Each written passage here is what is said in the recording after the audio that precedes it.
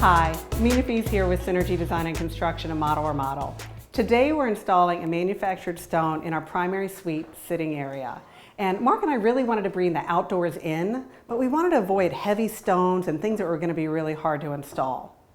So we chose ProVia, and ProVia is really well known for their exterior stone applications, but what a lot of people don't know is that you can use that same stone in interiors as well, and so we're really excited to showcase their product.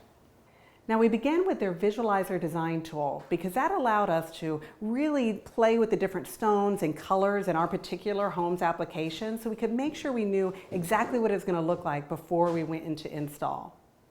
Although ProVia has a ton of stones to choose from, ultimately we chose their PrecisionFit in a brand new color they have, which is Onyx.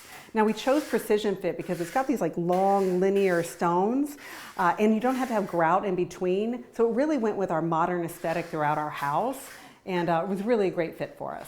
When we first removed the original brick fireplace surround, we were left with a really uneven surface to work with.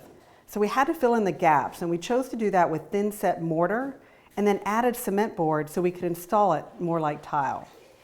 Now we could have also used an approved lath, but found the cement board just as easy to work with.